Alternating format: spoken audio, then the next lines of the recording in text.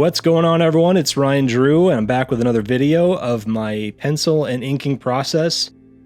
Taking a little bit of a break from the Jack Kirby inking demo videos just to do this one. This is an original illustration I did of my main character of a graphic novel I'm working on for the last several years. He's based on an actual Viking explorer from Iceland from the end of the first millennium AD. I don't want to give away who it is right away. I want that to be a surprise for a little bit. I'm still working on the story, so I don't want to reveal too much right now, but I just wanted to show you guys from start to finish how I did this illustration from pencils all the way through the inking process. So I hope you guys like this video. I won't be talking too much, just a little bit here and there, but I will start by showing you guys the tools that I used, and from there it's just complete start to finish process sped up. Thanks for watching, guys. Like, share, subscribe. Let's get started.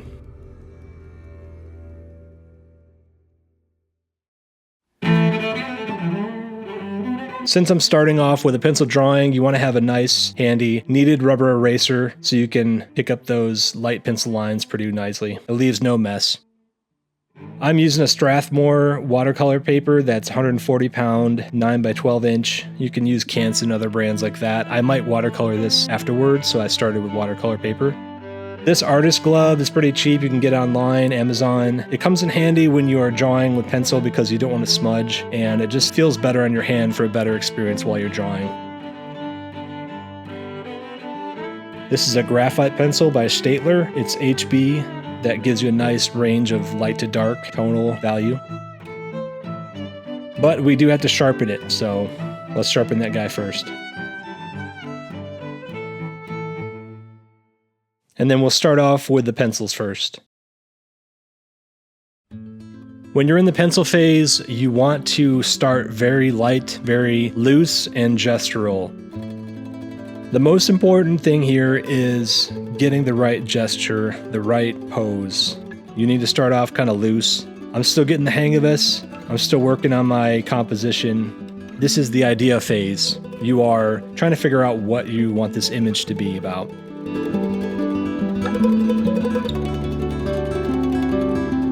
This is a Viking explorer, so he's out there wandering around through the brush. He's got to be armed, he's got to be ready, so he's got his axe with him so he can cut away some brush, cut away branches and limbs that are in his way, but also he's got his axe for protection if he's got to use it for bears, wolves, things like that. He might encounter other people, other enemies that might want to hurt him.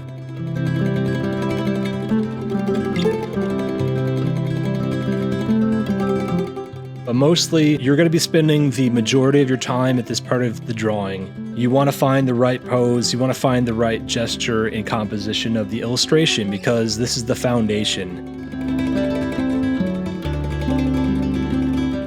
So I know some things in my mind. I'm just doing this kind of freehand, but I know that I want him to be wandering through the forest and want to make it realistic as I can. So I'm trying to put things in his path that he might encounter, like fallen trees, limbs, things like that. I want to make this an interesting image, interesting composition. So I'm just trying to figure that out, work that out ahead of time. So you can see me here. I'm trying to figure out the right perspective on his shield that he's got slung over his back as he's walking. Take your time at this point. Don't feel like you have to rush the pencil stage. For me, I didn't want this to be so tight that I have like a completely finished pencil drawing at this point. I wanted to get the basics roughed in here so I know the right proportions and the right, just everything that's going on first before I started inking it. Just trying to get those main elements blocked in here.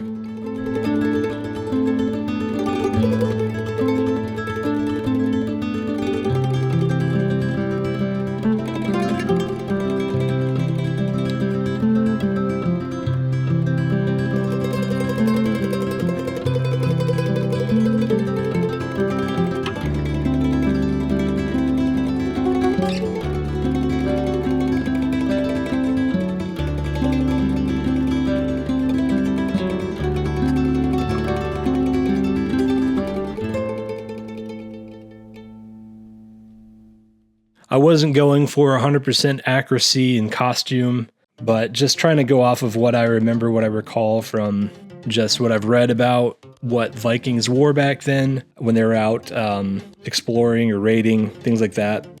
This time of year probably would have been, oh, I don't know, this is probably set like in the fall toward the winter. So he's got his cloak on a little bit. he has a longer shirt and pants on and everything.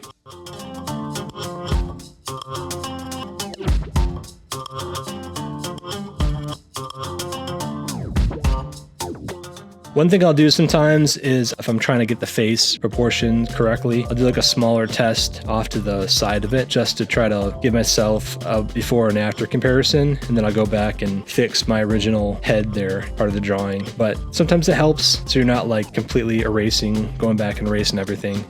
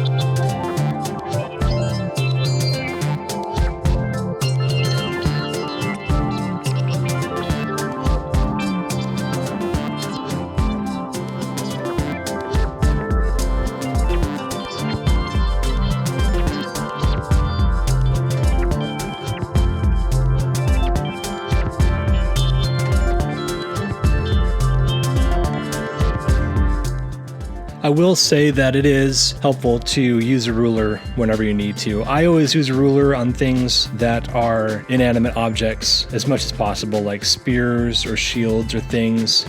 You can use the French curves for the shields and things like that. I always want to use a ruler because I don't trust myself to draw a straight line without a ruler. You can always kind of go off of that ruler a little bit, but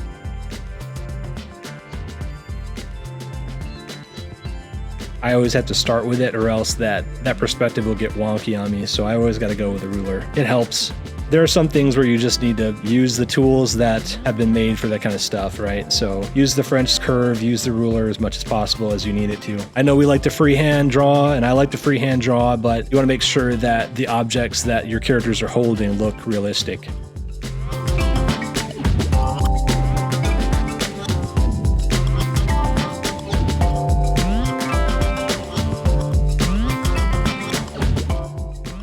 Again, I'm not going to tell you exactly who this is right away, what explorer this is, but maybe here's a hint or here's a clue. If you look at the trees that I have in this illustration, birch tree, beech tree, that might give you a clue of where this might be, where in the world this guy might be exploring. That might be a clue for you. That's all I'll say.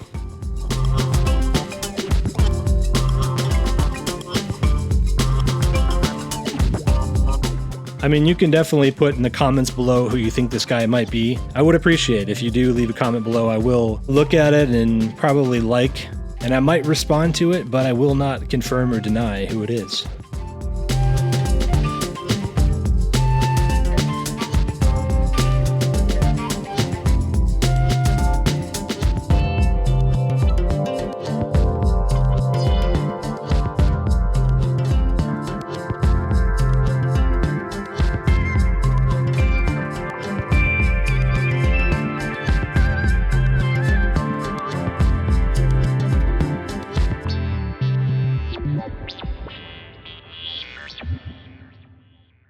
Okay, wrapping up the pencils here. I'm just tightening up, erasing certain things, and then I'll move on to inking. But first, here are the tools that I use for the inking phase. So I've got a Tachikawa pen holder, and I'm using a Tachikawa G pen nib in this pen holder. It's nice, it's wood, it's got a nice comfortable grip on it, just the right width for your hand. Feels good when you draw with it. I always use Speedball Super Black India ink. It's pretty reliable. And I'm also got some pen cleaning liquid that I made for this. Water for cleaning off the pen as well. It's helpful to clean your pen out every once in a while. And if it's a new pen nib, you want to prepare the pen nib by wiping it down with some cleaning liquid, some Windex or isopropyl alcohol first before you actually use that pen nib so the ink will stick to it. And what I'll do here is I will practice, I'll warm up with some line practicing and just getting that variation thick to thin. And then I'll just get a feel for how much ink I want to have in my pen nib before I start inking. You don't want to get too much in the pen nib. You don't want to like pick up too much ink in the nib before you start inking because it can drop out on the page and you don't want to have that, having to clean that up, that mess right away. So just go through this phase, just practice to warm up first and just get a feel for the pen nib and how much ink you got to have in that before you start going.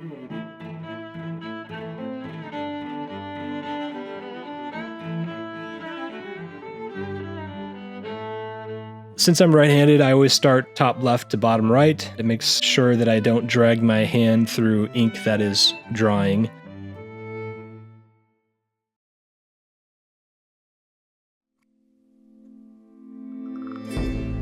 Let's get started, and I'll start up here at the top and start going through, do the minimal lines that I can just for the contour and shape of each element, top left to bottom right as much as possible, and work my way down across the page.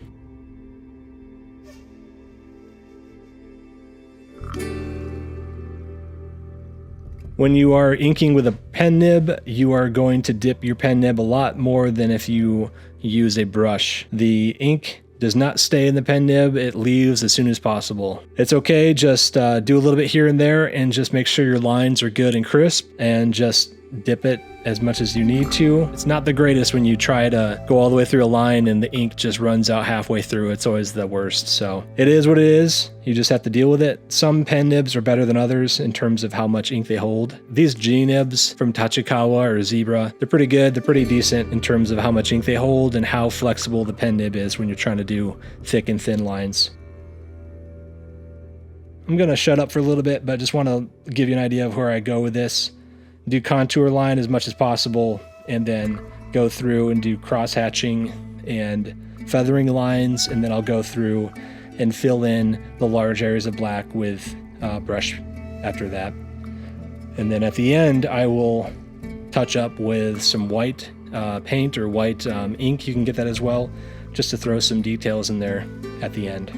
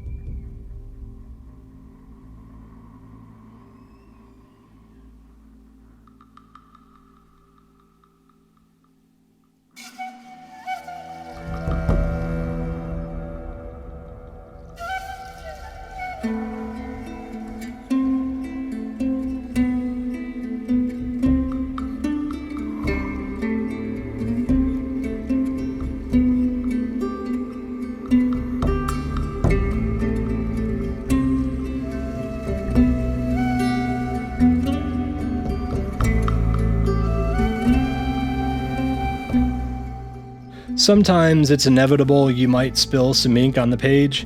You might get a little blob on there, and the best you can do when that happens is have a piece of paper towel ready. Just dip a corner of it into the ink as quick as you can. And then if you need to, you can always go back over that spot with white paint or something.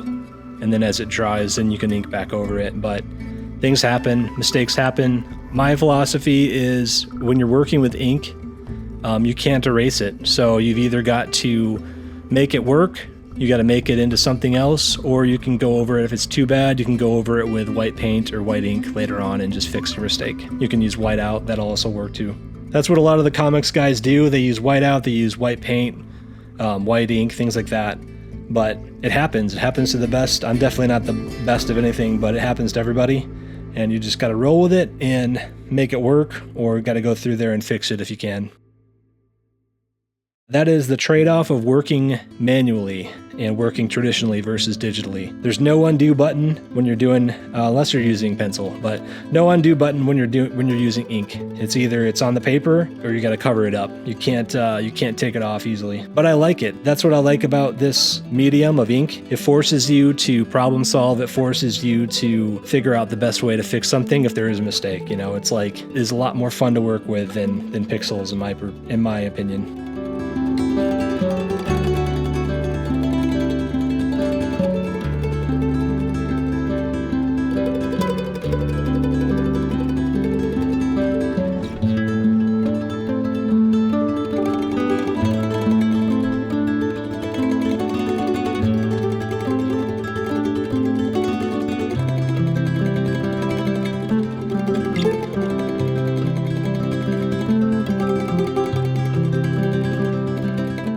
So I said that I usually go contour line first, but of course you'll see me bouncing back and forth here and filling in areas with shading and hatching. So I like to do contour first, but I can't pass up sometimes when I want to do hatching or stippling or things like that every once in a while. That's just a loose framework to keep in mind. Contour, hatching, shading, and then you do the large areas. That's how I tend to work.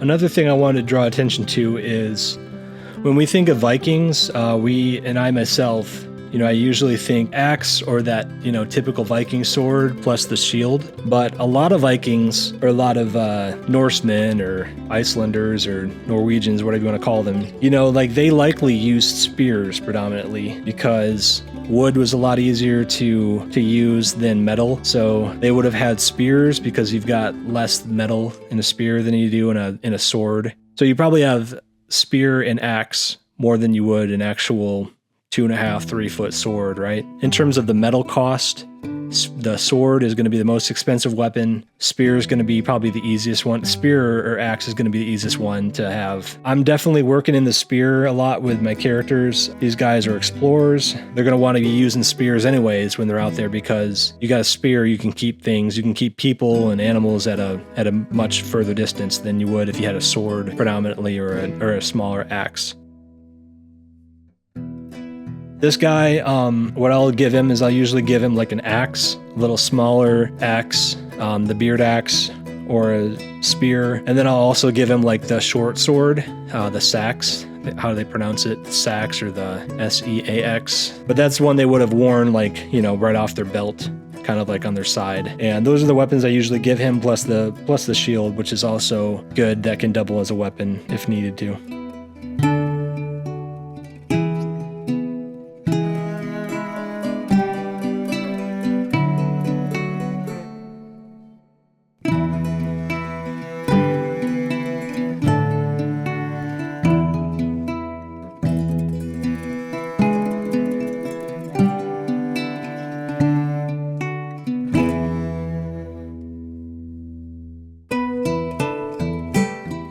And what I'll do for these illustrations, what I'm trying to do is I will put more detail of course, into the foreground. So the more detail that you put into the foreground, the more your eye is going to be drawn to the foreground, right? That's the focus of the image. So with a camera, I think when you're using the focus, you're adjusting your focus. The focus is going to show things in detail. So things that are out of focus, blurry, not as much detail. Things in focus, more detail. With an image like this, an illustration, I guess my technique right now is when I put more detail into it, that's where your eye is going to be drawn and rest longer. So that's where the focus is, that's the focal point. So for me, of this image, it's the foreground, it's the main character. So the background elements, I will deal with those later, and those aren't going to get hardly any detail. That's how I'm doing this, putting a lot of detail into the ferns, into the fallen tree that he's stepping on, into his clothing and weapons and all that kind of stuff. That's how I approach this.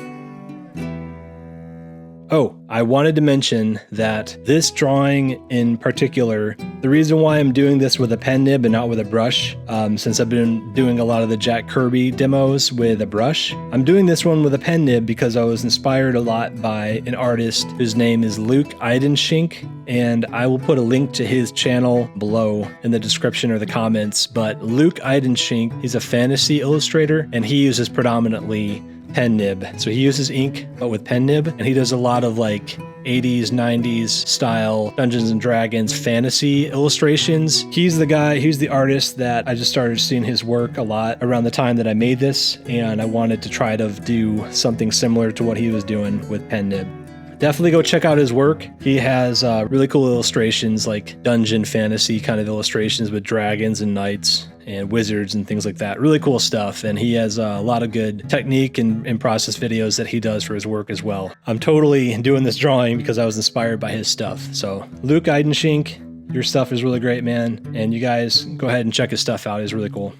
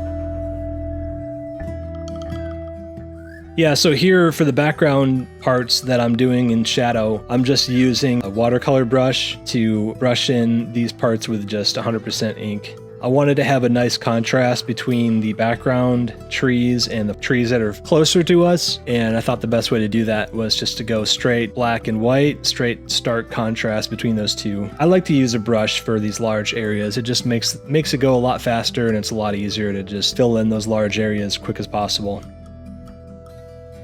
And of course, another reason for using large areas of black ink is it helps to draw the eye to that part of the page where you've got a lot of the black. That's what I'm trying to do here with the trees, kind of lead you in, lock you into the middle of the page on the main character. So you'll see as I work the black areas toward the top of the page, toward the middle, toward the bottom, it's kind of like leading you in toward the center there.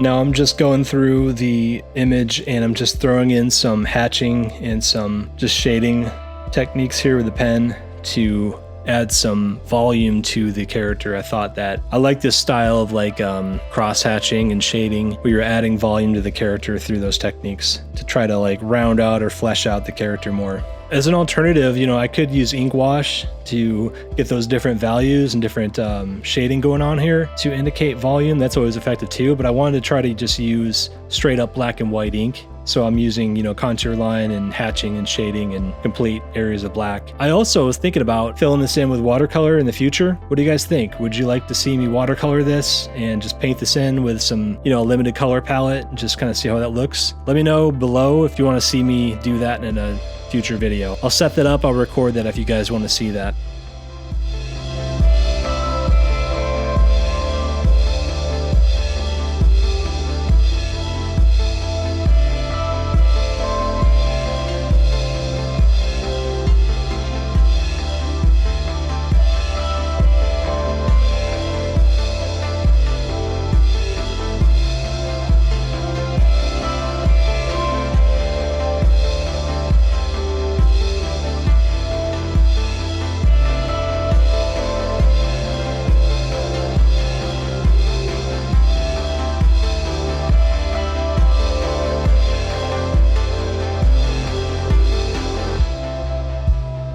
And I'm going to use this like opaque ink and I'm going to throw in my signature and everything here. But you can use this for cleanup or for correction if you got, you know, too much ink in a certain spot. You wanted to white that out. You can always use this. It's called a deleter or opaque ink, I think. And that's something you can use like this.